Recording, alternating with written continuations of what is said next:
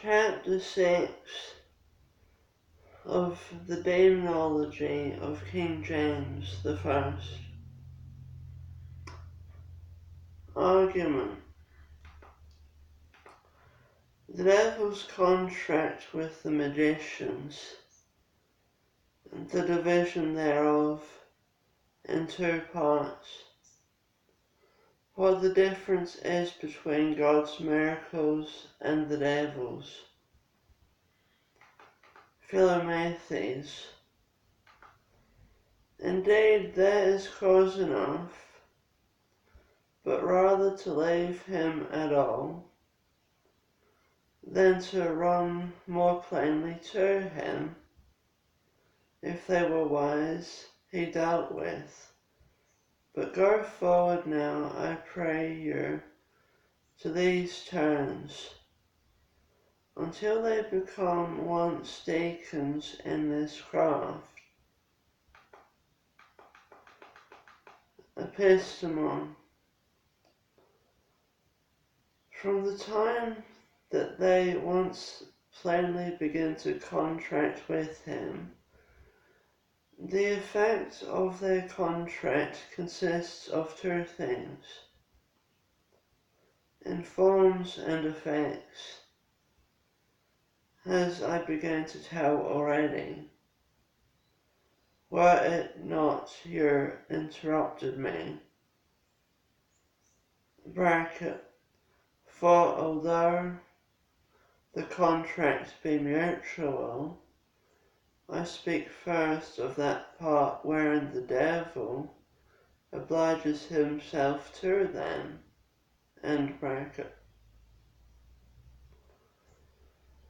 By forms I mean in what shape or fashion he shall come unto them, when they call upon him, and by effects I understand in what special sorts of services he binds himself to be subject unto them.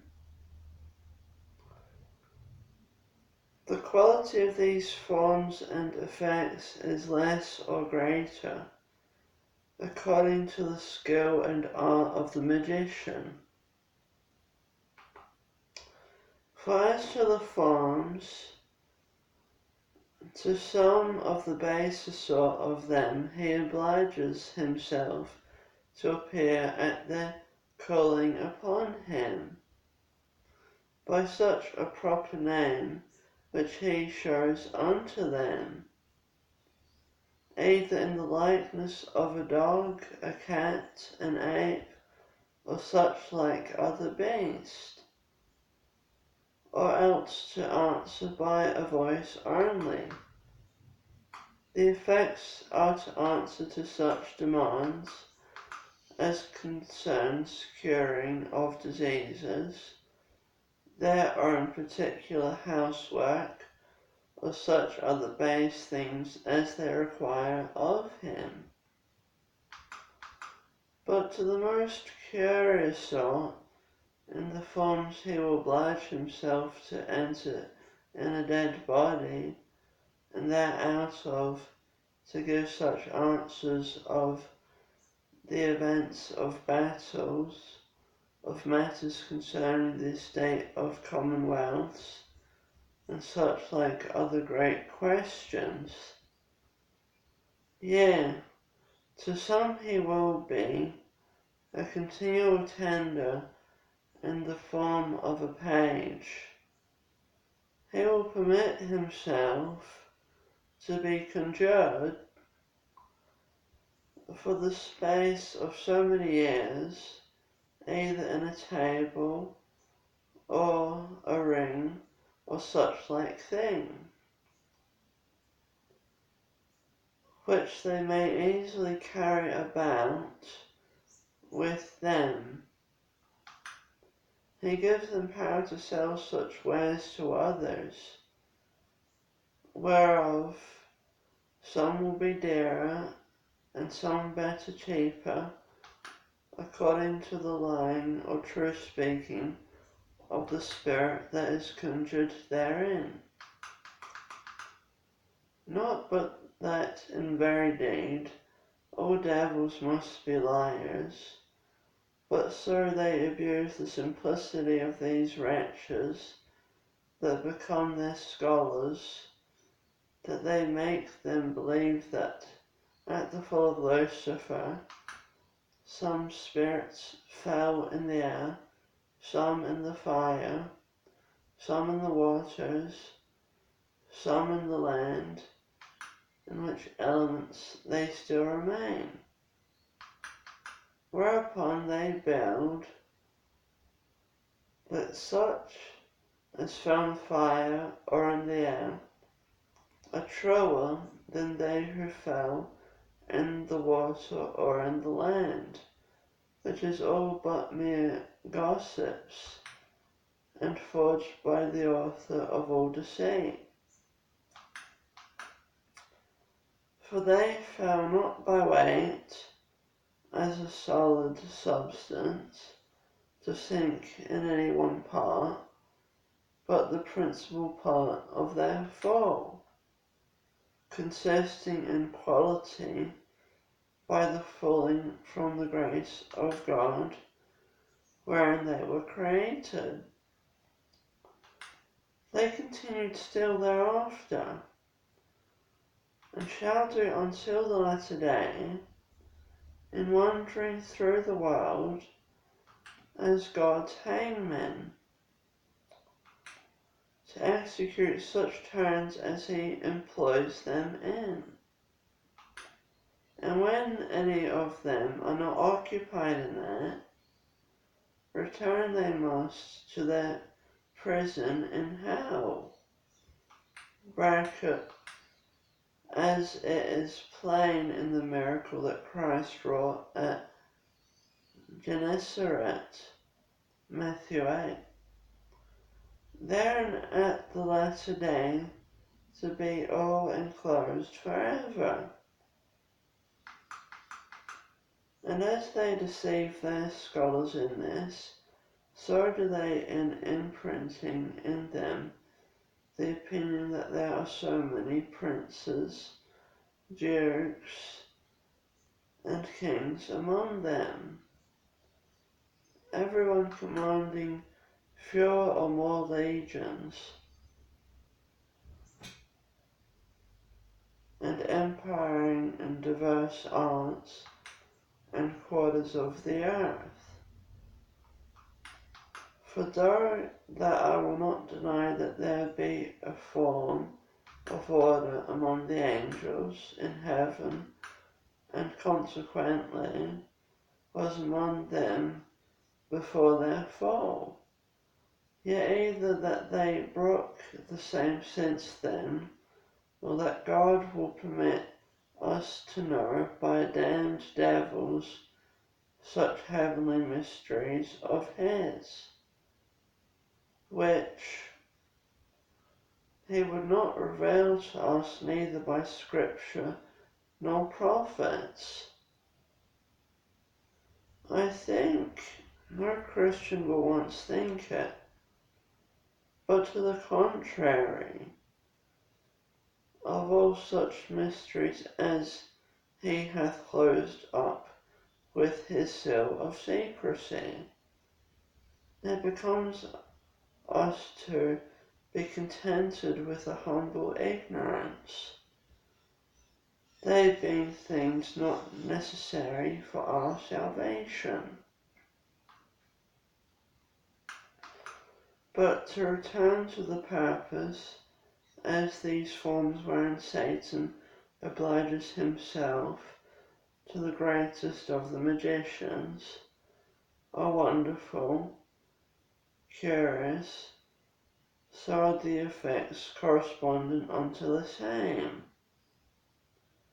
For he will oblige himself to teach them arts and sciences, which he may easily do, being so learned a knave as he is, to carry them news from any part of the world, which the agility of a spirit may easily perform, to reveal to them the secrets of any persons, so being they be once spoken.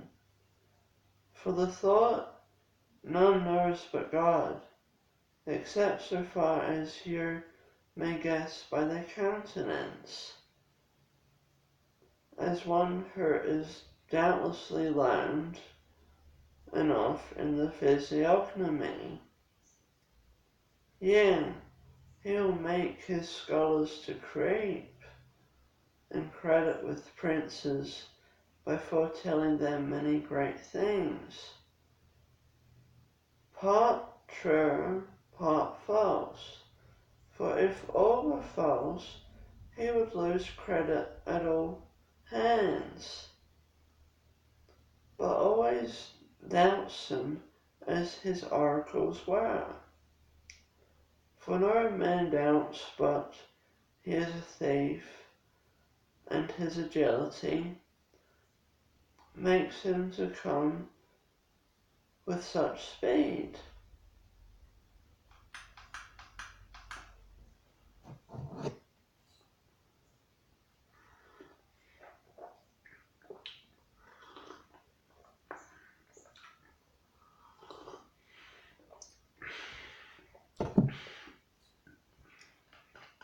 Likewise, he will guard his scholars with fair armies of horsemen and footmen in appearance, castles and forts, which are all but impressions in the air, easily gathered by spirit drawing so near to that substance himself.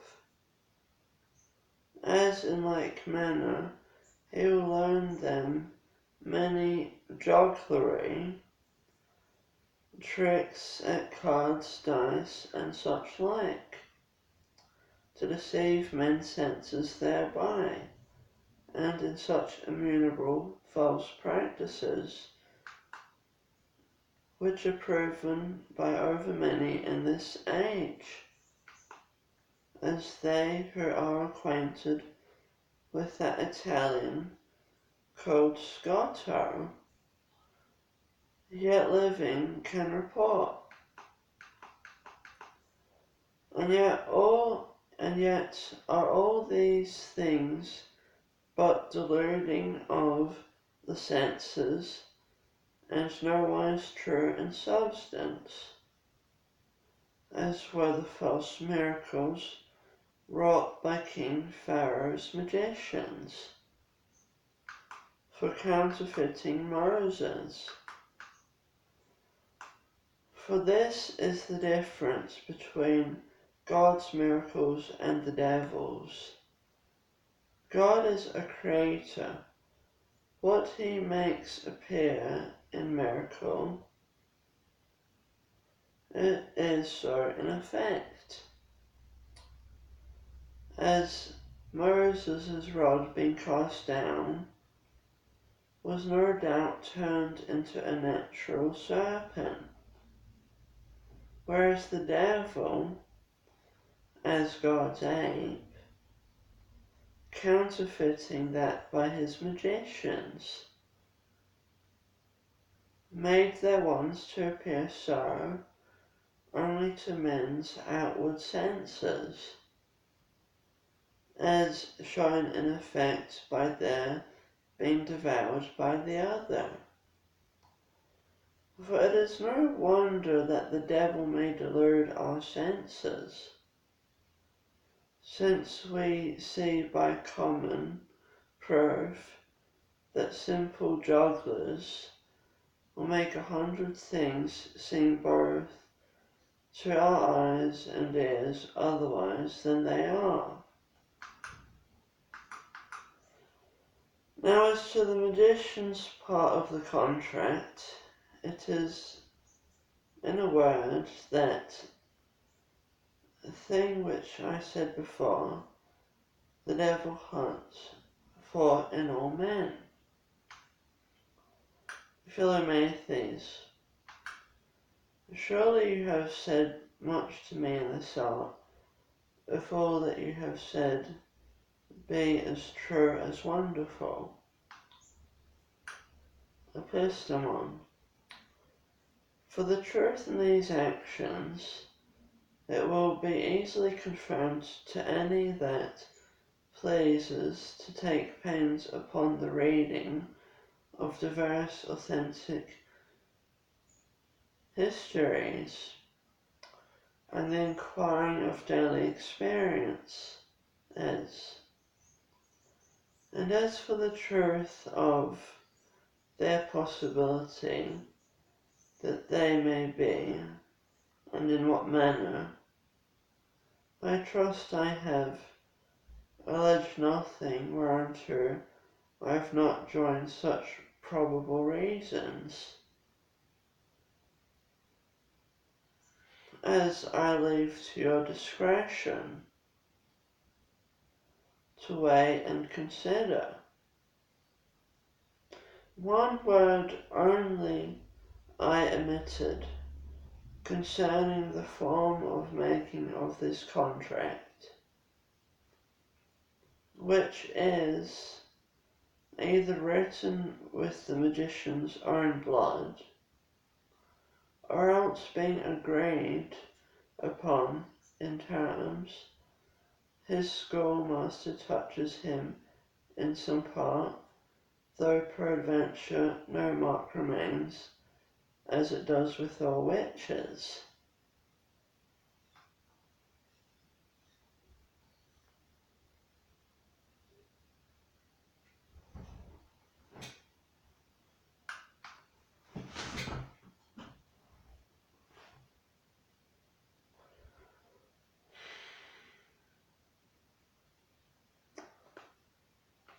Chapter 7. Argument. The reason why the art of magic is unlawful, what punishment it merits, and who may be counted guilty of that crime. Philomaethes, surely you have made this art to appear very monstrous and detestable. But what, I pray you, shall be said to such as maintain this art to be lawful, for as evil as you have made it? Epistemon, I say they savour of the pan themselves, or at least little better, and yet I would be glad to hear their reasons. Philomaethes, there are two principally that ever I heard used, beside that which is founded upon the common proverb, that the necromancers command the devil, which you have already refuted. The one is grounded upon a received custom, the other upon an authority which some think infallible. Upon custom, we see that diverse Christian princes and magistrates, severe punishers of witches, will not only overlook magicians living within their dominions, but even sometimes delight to see them prove some of their practices. The other reason is that Moses being brought up, as is expressly said in the scriptures, and all the sciences of the Egyptians, whereof no doubt this was one of the principles, and he not withstanding of this art, pleasing God as he did, consequently that art professed by so godly man could not be unlawful.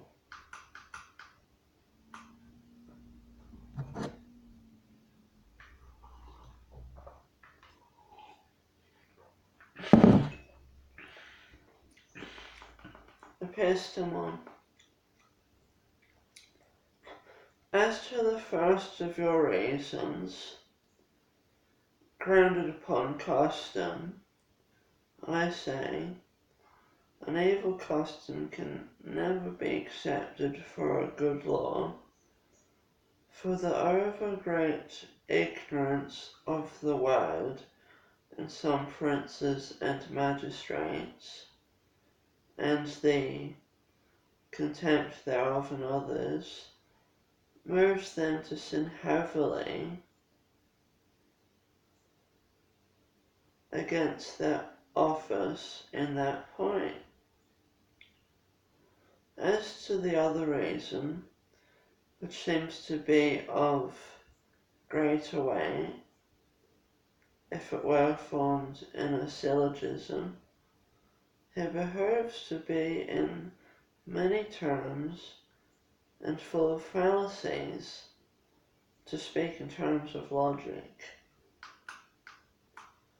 For first, that general proposition affirming Moses to be taught in all the sciences of the Egyptians should give cause to conclude that he was taught in magic, I see no necessity.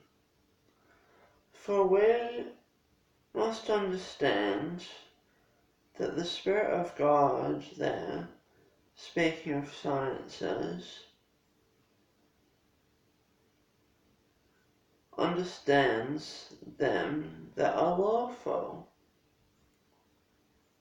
For except they be lawful, they are but abusively called sciences, and are but ignorances indeed. Secondly, giving that he had been taught in it, there is great difference between knowledge and practicing of a thing, as I said before. For God knows all things, being always good, and of our sin and our infirmity proceeds our ignorance. Thirdly, giving that he had both studied and practiced the same, which is no less than monstrous to be believed by any Christian, yet we know well enough that before that ever the Spirit of God began to call Moses, he was fled out of Egypt, being 40 years of age.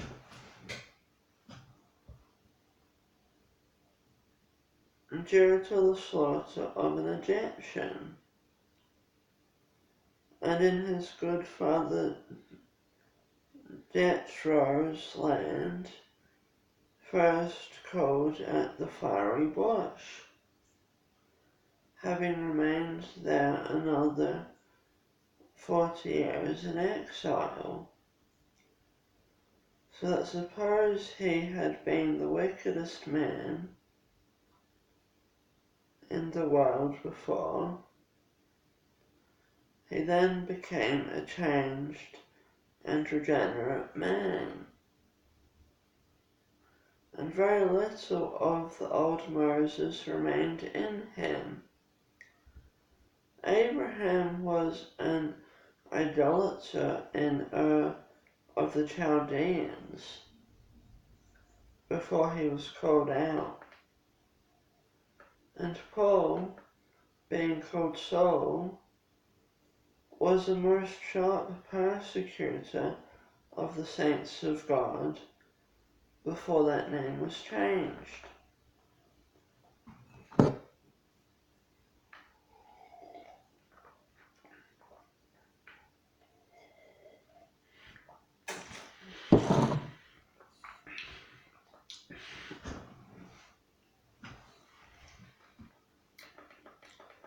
Philomaethes, what punishment then think you merits these magicians and necromancers?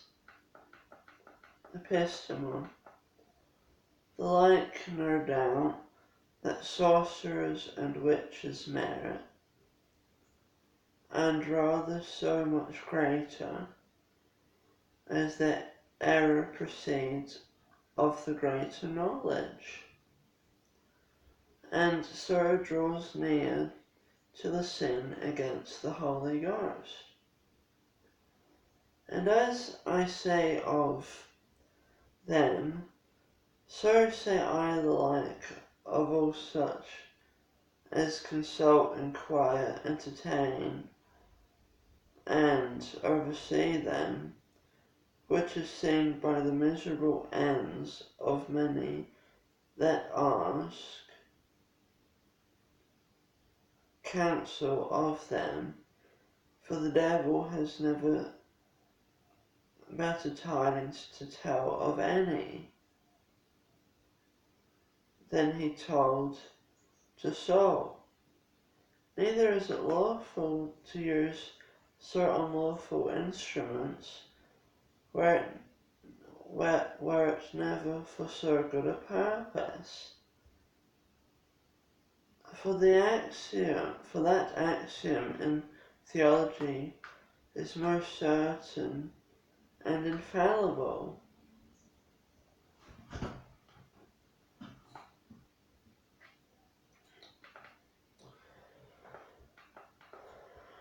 The second book of the Daemonologie of King James I.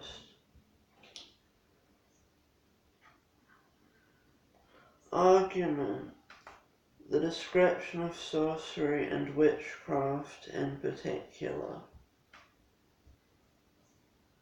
Chapter 1. Argument.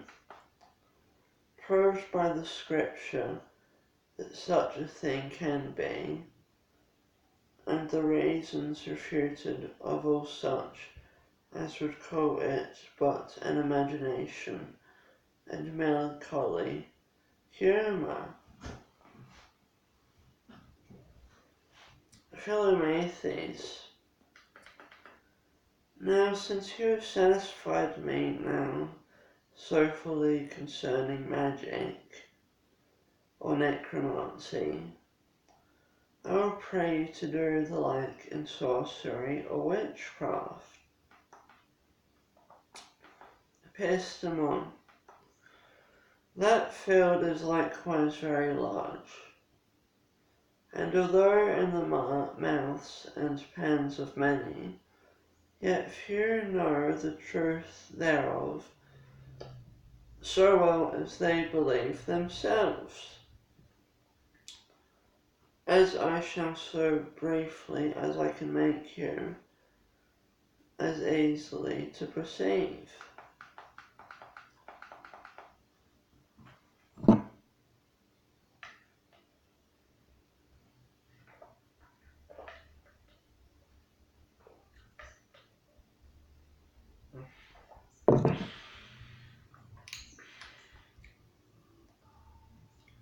Philomaethes,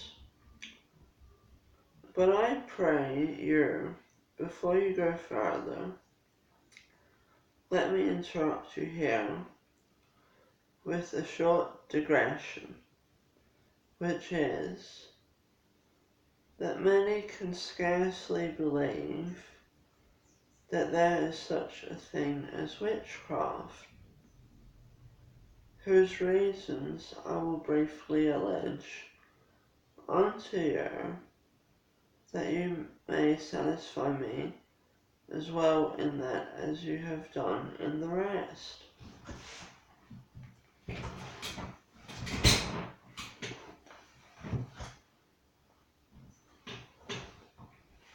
For first, Whereas the scripture seems to prove witchcraft to be, by diverse examples, and specially by sundry of the same,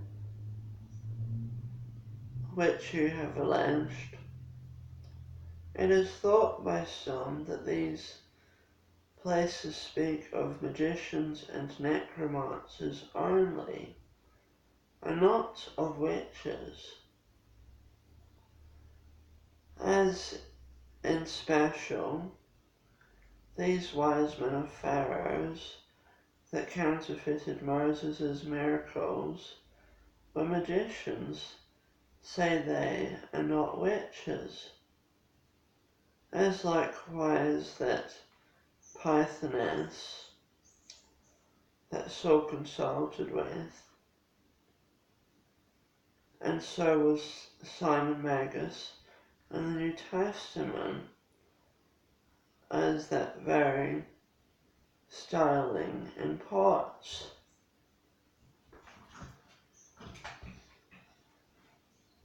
Secondly, where you would oppose the daily practice and confession of so many, that is thought likewise to be but very melancholy imaginations of simple raving creatures. Thirdly, if witches have such power of witching of folks to death,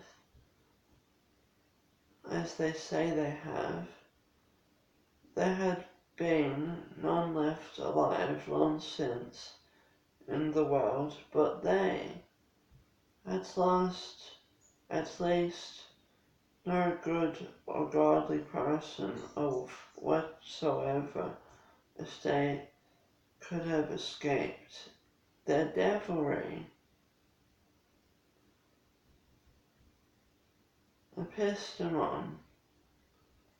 Your three reasons, as I take, are grounded the first of them upon Scripture, the second affirmative upon physic, and the third upon the certain proof of existence. As to your first, it is most true, indeed, that all these wise men of Pharaoh were magicians of art, as likewise it appears well that the Pythoness with whom Saul consulted was of that same profession, and so was Simon Magus. But you are omitted to speak of the law of God, wherein are all magicians, diviners, enchanters, sorcerers, witches, and whatsoever of that kind that consult with the devil, plainly prohibited and alike threatened against. And besides that, she who had the spirit of the python in the axe, whose spirit was put to silence by the apostle, Acts 16, could be no other thing but a very sorcerer or witch, if you admit the vulgar distinction to be in a manner true, whereof I spoke in the beginning of our conference. For that spirit, whereby she acquired such gain to her master, was not at her raising or commanding, as she pleased to appoint, but spoke by her tongue as well publicly as privately, whereby she seemed to draw nearer to the sort of demoniacs or possessed.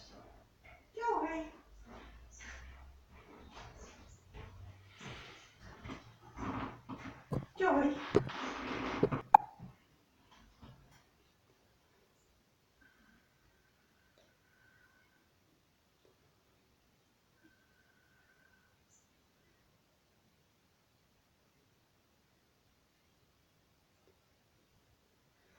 If that conjunction between them had not been of their own consent, as it appeared by her not being tormented therewith, and by her acquiring of such gain to her masters, as I have already said. As to your second reason, grounded upon physic, and attributing their confessions of apprehensions to a natural melancholic humour, any that please medically to consider upon the natural humour of melancholy, according to all the physicians that ever wrote thereupon, they shall find that will be overshot a cloak to cover their knavery with.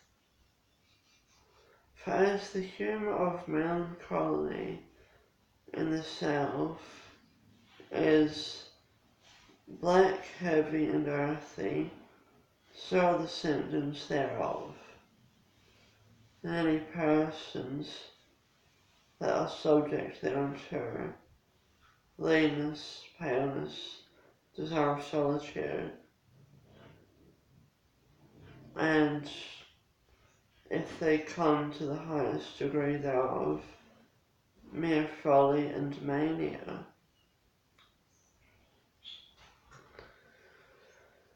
Whereas by the contrary, a great number of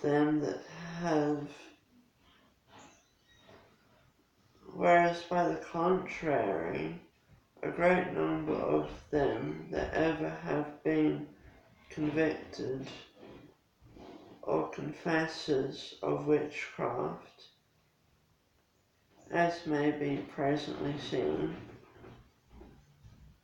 by many that have at this time confessed, they are, by the contrary, I say, some of them rich and worldly wise, some of them fat or corpulent in their bodies, and most part of them altogether given over to the pleasures of the flesh, continual haunting of company, and all kinds of merriness, both lawful and unlawful, which are things directly contrary to the symptoms of melancholy whereof I spoke. And further experience daily proves how loath they are to confess without torture, which witnesses their guiltiness, whereby the contrary, the melancholics, never spare to betray themselves by their continual discourses, fitting thereby their humour and that which they think no crime.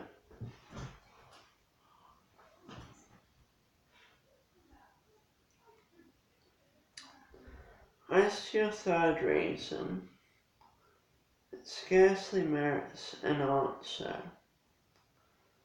For if the devil, their master, were not bridled, as the scriptures teach us, suppose there were no man nor woman to be his instruments.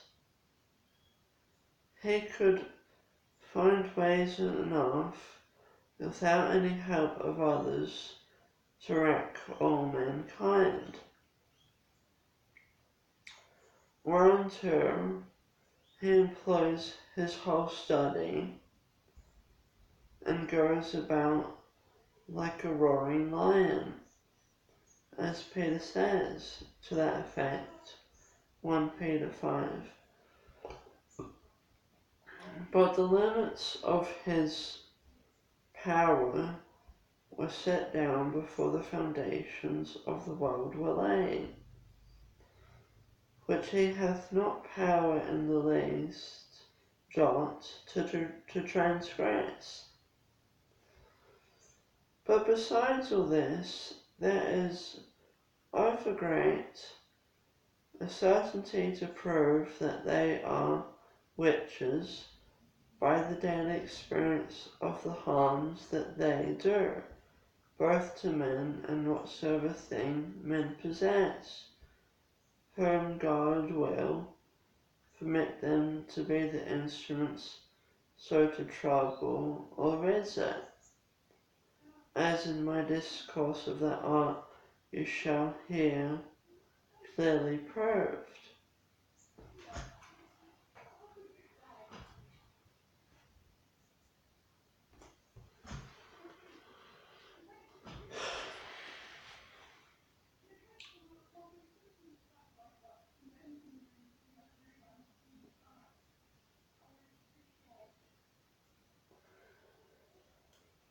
Chapter 2. The etymology and signification of that word, sorcery, the first entrance and apprenticeship of them that give themselves to that craft.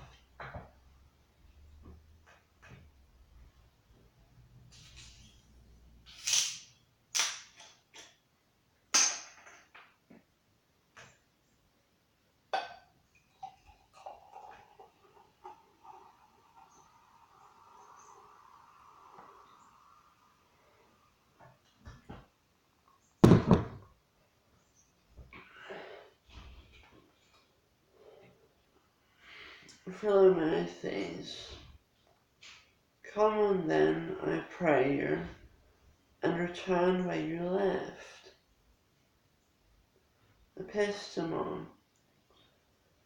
This word of sorcery is a Latin word, which is taken from casting of the lot, and therefore he that uses it is called sortieros, a sortie. As to the word witchcraft, it is nothing but a proper name given in our language. The cause wherefore they were called sortiari proceeded of their practices, seeming to come of lots or chance, such as the turning of the riddle, the knowing of the form of prayers,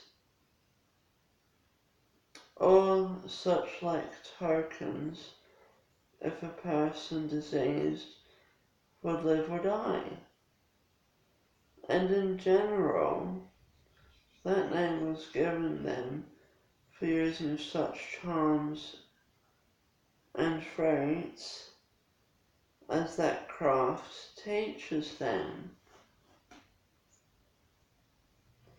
Many points of their craft and practices are common between the magicians and them, for they serve both one master, although in diverse fashions. And as I divided the necromancers into two sorts, learned and unlearned, so must I divide them in another too, rich and of better account, poor and of baser degree. These 2 degrees now of persons that practice this craft answer to the passions in them, which, I told you before, the devil used as means to entice them to his service. For such of them as are in great misery and poverty, he allures to follow him by promising unto them great riches and worldly commodity, such as, though rich, yet burn in desperate desire of revenge. He allures them by promises to get their turn satisfied to their heart's contentment.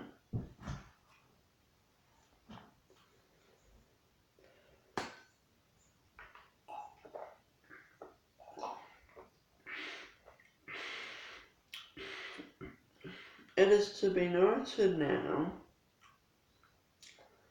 that that old and crafty enemy of ours assails none, though touched with any of these two extremes, except he first find an entrance ready for him, either by the great ignorance of the person he deals with, joined with an evil life, or else by their carelessness and contempt of God, and finding them in utter despair from one of these 2 former causes that I've spoken of,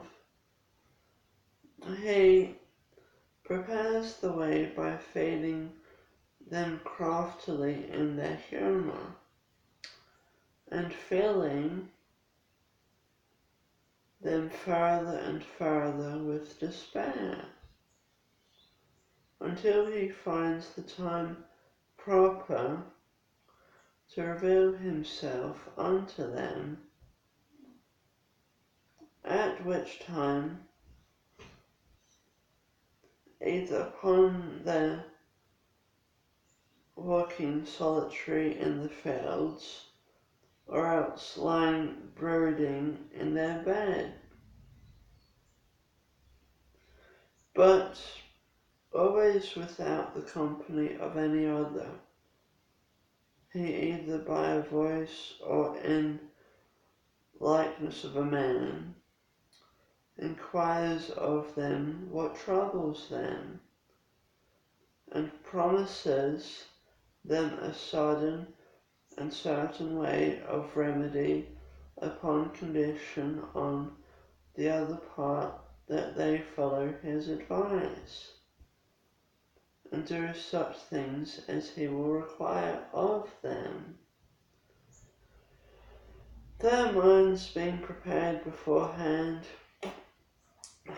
as I have already spoken, they easily agree unto that demand of his, and soon set another tryst, where they may meet again, at which time, before he proceeds any further with them, he first persuades them to addict themselves to his service, which being easily obtained, he then reveals what he is unto them, makes them renounce their God and baptism directly, and gives them his mark upon some secret place of their body, which remains sore unhealed until his next meeting with them.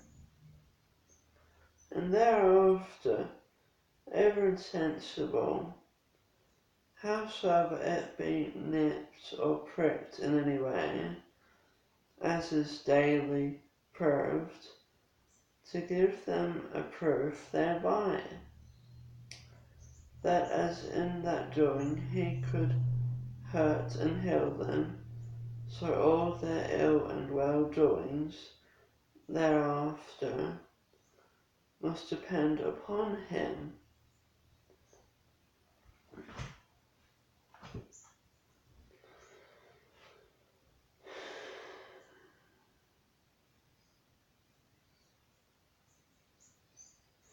And besides that, intolerable distress that they feel in that place where he has marked them serves to waken them, and not to let them rest until the next meeting again, fearing lest otherwise they might either forget him, being as new apprentices and not well enough founded yet in that fiendly folly, or else remembering of that horrible promise they made him at their last meeting, they might balk at the same and press to call it back.